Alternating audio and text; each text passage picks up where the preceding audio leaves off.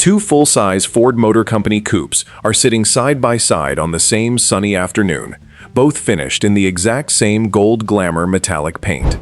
One is a 1973 Ford LTD Brougham. The other is a 1972 Mercury Marquis Brougham. Same corporate parent, same basic platform underneath. Same paint color, so there is nowhere for either car to hide. And yet stand back and look at them, and you would swear these two coupes came from two completely different companies, with two completely different ideas about what a luxury car should look like. One of these cars reads as one smooth, continuous shape, from headlight to tail lamp. The other one is broken into pieces on purpose. Today we are going to figure out exactly why, panel by panel, crease by crease, and by the end, you are going to understand something that most people who owned these cars in the 70s never noticed, even while they were driving them every single day. But real quick before we start, comment the classic car you want us to cover next. The comment with the most likes becomes our next video. Okay, let's get into it. Here is why putting these two cars next to each other actually works as a comparison, and why it is not quite a fair fight. Same paint, same lighting, same afternoon sun, so any difference you see is not a trick of color or contrast. It is a difference in the metal itself. But there is one variable working against the Ford here. The LTD in front of us is a 1973 model, which means it had to meet a brand new federal rule, requiring the front bumper to survive a 5-mile-per-hour impact without damage to the body. The Marquis sitting next to it is a 1972, one full year before that rule kicked in. So the Marquis got to keep its clean, integrated nose, while the LTD had to bolt on a bumper solution nobody at Ford actually wanted. Keep that in your back pocket, because it explains a lot of what is about to happen at the front of these two cars. Same corporate family. Same era. Two completely different design philosophies. Let's start where your eye starts, right at the nose. Before we even get to the sheet metal, it is worth knowing what these two names actually meant to Ford Motor Company at the time. The LTD nameplate started out humbly, introduced back in 1965 as a top-of-the-line trim package sitting above the Galaxy, before it graduated into its own standalone full-size model by the end of that decade. By the early 70s, LTD was Ford's flagship, the car meant to compete directly with Chevrolet's Caprice and with mid-range Buicks and Oldsmobiles. Marquis had a different pedigree entirely. Mercury introduced the name in 1967, borrowing the title of a French nobleman one rank below a duke, and positioned it as the senior Mercury sedan, sitting above the Monterey and Montclair in the lineup and aimed squarely at buyers who wanted something that felt closer to a Lincoln without actually paying Lincoln money. That positioning matters here, because it explains exactly why Mercury's stylists reached so often into the Lincoln parts bin for visual cues, the shoulder trough, the formal crest, the hidden headlamps, while Ford's team on the LTD was chasing a slightly different target altogether, something closer to Cadillac's more chiseled, blockier formality. Same corporate umbrella, two different aspirational targets, and that difference in ambition shows up everywhere once you start looking for it. Look at the Marquis first. The bumper on this 1972 follows the shape of the front sheet metal so closely that it almost disappears into the design, hugging the contour of the header panel instead of sitting in front of it like an afterthought. Behind that bumper is a grille with a tight egg crate texture, and here is the detail most people drive right past without ever clocking it. That texture does not stop where the headlights end.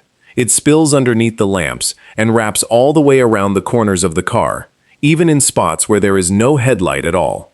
Why would Mercury's designers texture a corner of the car that has nothing behind it? One reasonable theory, and it is worth sitting with for a second, is that the studio originally wanted a cornering lamp integrated into that exact spot, and when the engineering did not cooperate, they simply let the egg crate pattern carry through anyway, rather than leave a blank patch of trim. This particular Marquis does not even have the optional cornering lamps, which makes that wraparound texture look even more like an idea that got left unfinished on purpose. Above all of that sits a crest that could pass for a Cadillac ornament at a glance, formal and vertical, announcing Lincoln Mercury Division in no uncertain terms. The hood carries a raised, flat center section, a styling cue borrowed directly from Lincoln and Cadillac practice of the era. and one that Chevrolet was busy copying on its own caprice at almost the exact same moment. Notice, too, that the hood's shoulder lines do not run all the way out to the corners of the car. They stay tucked closer to the center line, which keeps the whole nose looking narrower and more formal than it actually is.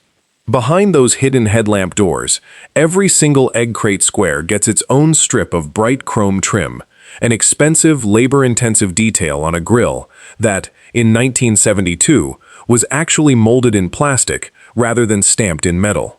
On this particular car, that plastic grille has survived completely intact, which is worth mentioning because a lot of them did not. Step back and take in the whole front clip at once, and the impression is smoothness. Nothing interrupts the eye. It is one uninterrupted band of texture and chrome from corner to corner.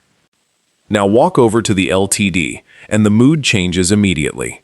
That 5-mile-per-hour bumper standard we mentioned a minute ago is sitting right there in plain sight, a separate hunk of steel hung off the nose rather than blended into it. It works. It does its federally mandated job. It just does not look like it belongs to the car behind it, the way the Marquis bumper does. Behind that bumper, Ford's designers did something almost showing off. Instead of one layer of egg crate texture, the LTD's grille has texture inside texture, inside texture. Tiny rectangles, nested inside slightly larger rectangles. An almost toothy, busy pattern, compared to the Marquis' clean simplicity. Bold block lettering spells out the Ford name right across the face of it, no mistaking which brand you are looking at. This whole nose is actually the tail end of a design language that had been developing at Ford since the late 1960s, nicknamed inside the company the Knudsen nose, or sometimes just the beak.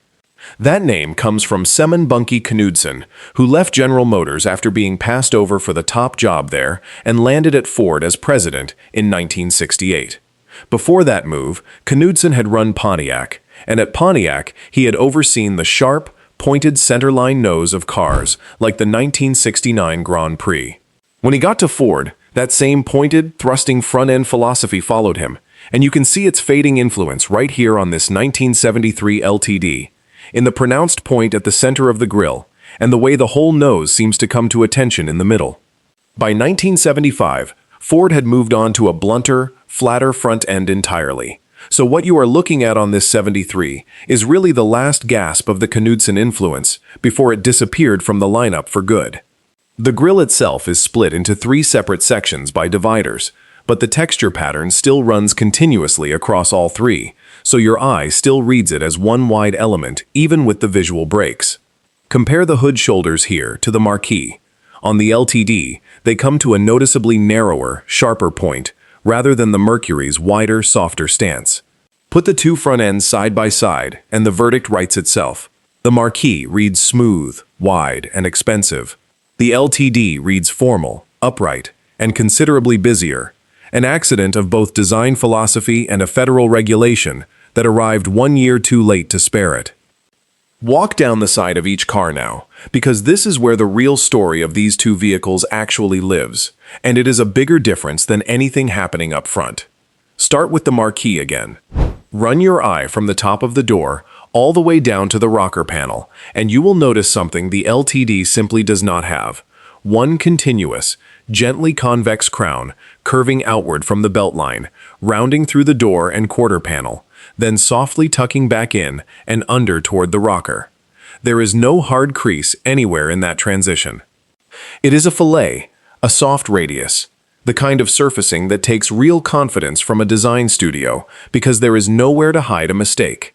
A bright trim strip runs the entire length of the car along that crown, reinforcing the highlight and dragging your eye from the front fender all the way back to the tail lamp without a single stop along the way.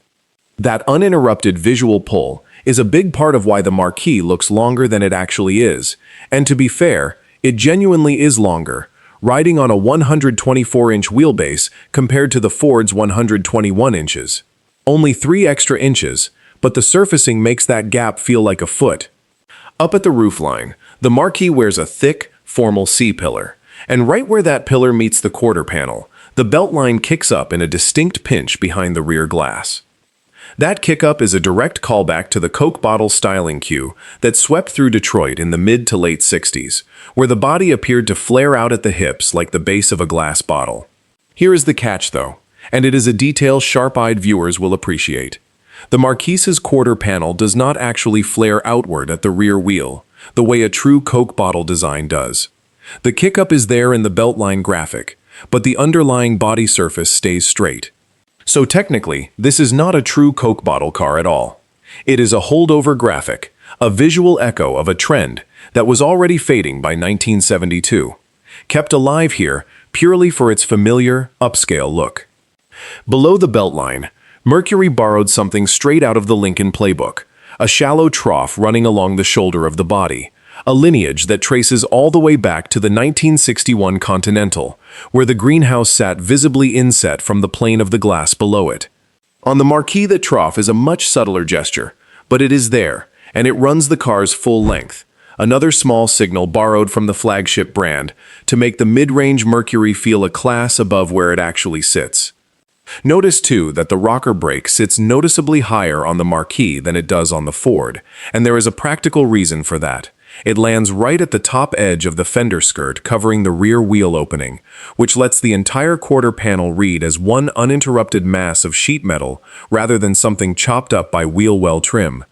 Even the door handles play along with the theme, sitting flush against the body surface instead of protruding, so nothing interrupts that continuous highlight running the length of the car. Now put your hand on the LTD, and the entire philosophy flips. Instead of one continuous crown, Ford stylists gave this car a pronounced eyebrow flare directly over each wheel opening, a fender blister that was very much in fashion at General Motors during this same period. That eyebrow does something specific and deliberate to the eye. It traps the highlight right there over the wheel and stops it, refusing to let your gaze travel smoothly down the length of the car, the way it does on the Marquis. Below that eyebrow sits a firm, defined crease, and below that, a hard, sharply defined rocker brake that sits noticeably lower on the body than the Marquis does. Because the LTD has no fender skirt covering the rear wheel opening, that lower quarter panel does not read as one massive slab of sheet metal. Instead, it gets broken up visually by the crease running through it, which was arguably the whole point of putting the crease there in the first place. Look at the flat expanse of door surface below that eyebrow, and you will notice it carries almost no crown at all, a nearly flat plane compared to the Marquis' gentle convex curve. Up at the roofline, the LTD's C-pillar is even chunkier and more substantial than the Marquis' already thick pillar, wrapped in a formal Brougham roof treatment that echoes what Cadillac was doing on its own personal luxury models during this same period. But notice what is missing. There is no beltline kick-up here. No half Coke bottle graphic pinching in behind the rear glass, because that shape would have visually collided with the eyebrow sitting just below it on the body side. The two design elements simply could not coexist on the same car, so Ford stylists chose the eyebrow and left the kick-up out entirely. One more detail worth clocking. The LTD actually carries more glass area in its greenhouse than the Marquis does. A slightly more open, airy cabin feel that trades off against the Mercury's more pinched, formal proportions. And unlike the Marquis, the door handles on the LTD do not sit flush with the surrounding sheet metal. They protrude slightly, a small detail, but one more example of a car built from distinct, separate elements, rather than one flowing whole.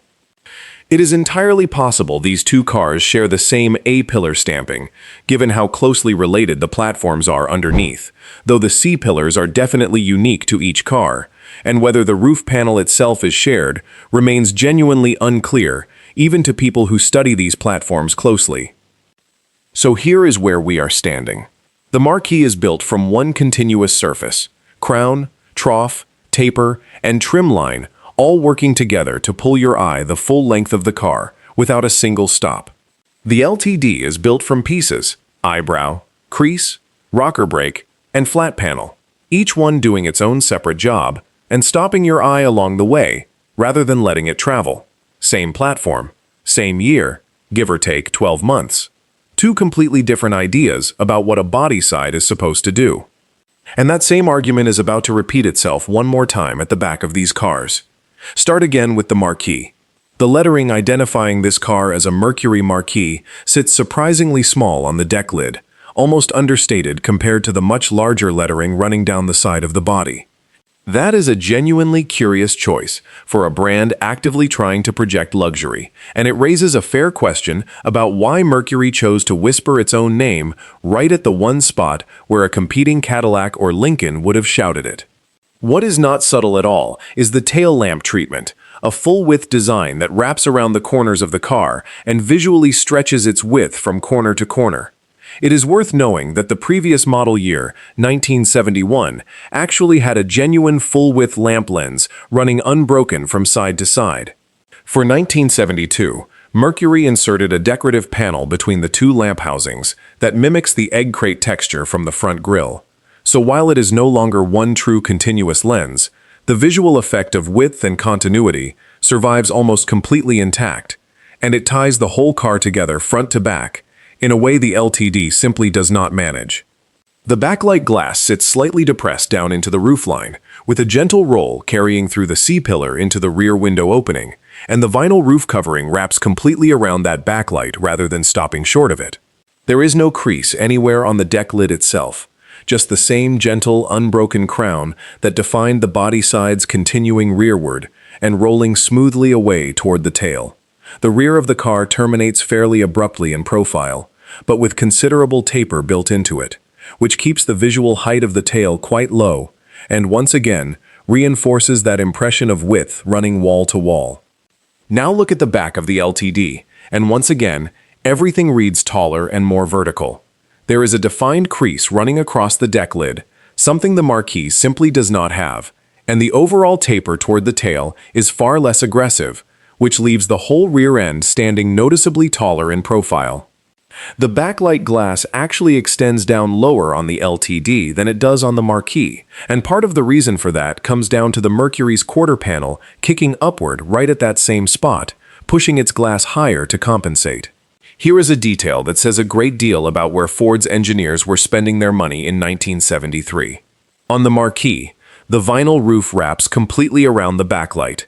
On the LTD, it stops short and terminates before reaching the glass at all.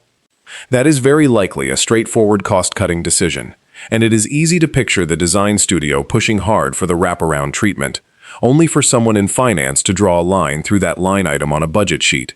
The rear tail lamp treatment on the LTD does carry its own egg crate texture, which is a nice touch on paper, but it does not match the texture within a texture pattern used up front on the grille, so the design does not fully tie together front to back the way the Marquis does, where the rear decorative panel deliberately echoes the front grille, almost exactly.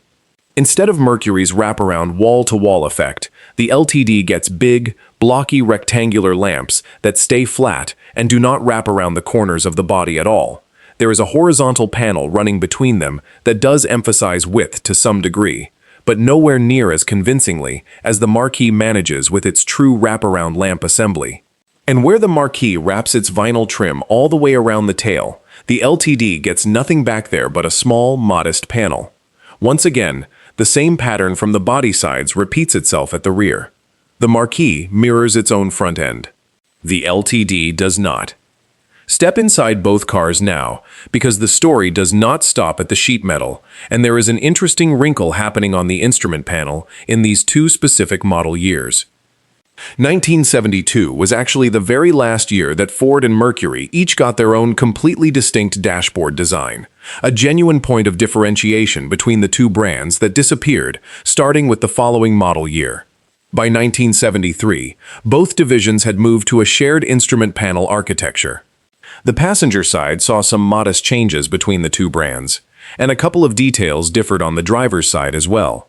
But the speedometer housing and the entire area directly in front of the driver ended up being essentially identical between a 73 LTD and its Mercury counterpart. That shared 73 and 74 dashboard, by most accounts, is also a noticeably weaker structure than the one it replaced, with more creaking and flex than the solid 1972 units it followed.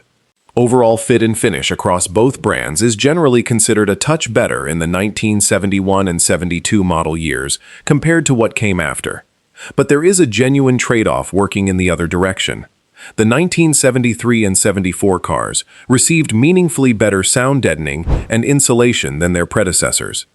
Both years ride quietly by the standards of their era, but the 73 and 74 cars are close to silent on the road, a real improvement that arrived at almost exactly the same moment the dashboard got flimsier, which is a strange kind of trade to make in a single model year, but is exactly what happened.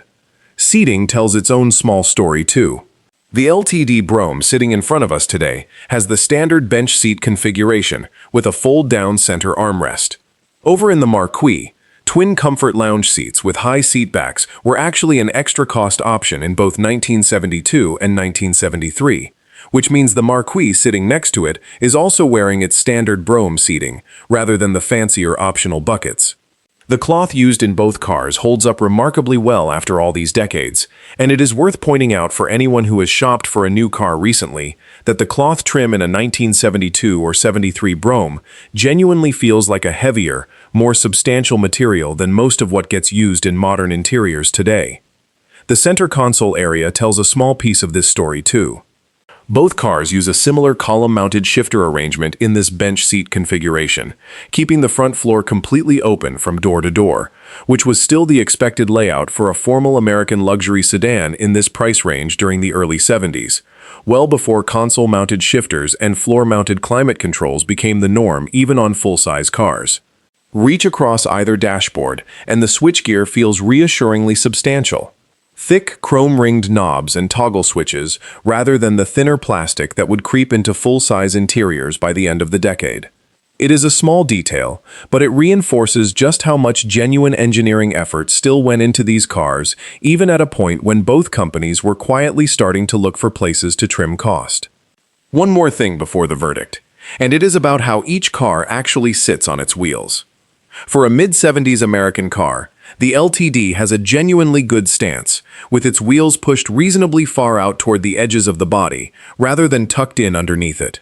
That is not a claim that would hold up against a modern car, but measured against its own competition from the same era, particularly comparable cars from General Motors, which tended to tuck their wheels in noticeably further under the fenders, the LTD comes across as a touch more planted and confident on its own tires. So where does that leave the verdict? The Mercury Marquis is built as essentially one continuous form. Sides, deck lid, hood, and rear panel all working together as a single flowing shape with almost nothing to interrupt it. The Ford LTD is built from a collection of distinct, deliberate pieces: eyebrows, creases, a hard rocker brake, and flat surfaces, each one doing its own individual job, rather than blending into the next. That difference alone would be enough to separate the two cars, but there is a second factor stacked right on top of it, purely a matter of timing. The bumper integration on the 1972 Marquis is dramatically cleaner than what 1973 federal regulations forced onto the LTD, whose bumper hangs off the nose, no matter how many optional rub strips or bumper guards Ford dealers tried to dress it up with. Judged purely as a piece of automotive sculpture, the Marquis is simply the better resolved design of the two. That is not going to convert die-hard General Motors loyalists into LTD fans, and it does not need to. But anyone who genuinely cares about surfacing and proportion should be able to appreciate what Mercury's studio pulled off here. And to be completely clear, that verdict on styling says absolutely nothing about mechanical reliability or long-term durability. Both of these cars, built properly and maintained honestly, are the kind of full-size American cruisers you can put thousands of miles on for decades without drama. And on the collector market today, that mechanical reputation is exactly why both of these cars remain genuinely usable classics rather than trailer queens. Neither one commands the kind of money a muscle car or a numbers-matching Corvette pulls at auction, and that is precisely the appeal for a lot of buyers. You can find a clean Brougham example of either car, bring it home, and actually drive it on a Sunday without worrying about a six-figure investment sitting in your garage. The values have crept upward in recent years, as full-size personal luxury coupes from this era have found a new, younger audience discovering them for the first time, but they remain some of the most attainable classic American iron from the entire Brougham era, which only adds to the case for actually taking the time to notice details like the ones we just walked through. instead of writing these cars off as interchangeable 70s land yachts. What would you have thought if we had not walked through any of this together? Would you have clocked that trough running along the Marquis' shoulder line on your own? Would you have noticed the different C-pillar shapes, or the way the LTD's eyebrows physically prevent it from wearing the Coke bottle kick-up the Marquis gets away with? The truth is, the more time you spend looking closely at cars like these, and actually talking through what the designers were trying to do, the more you start noticing details on every car you see afterward, not just these two. That is really the whole point of putting them side by side today. Same corporate parent, same platform, same paint, and two completely different answers to the exact same design problem. Let us know down in the comments which philosophy you would have picked off the showroom floor in 1973, the Mercury's one continuous, flowing shape, or the Ford's sharper, more broken-up formality. Thanks for watching.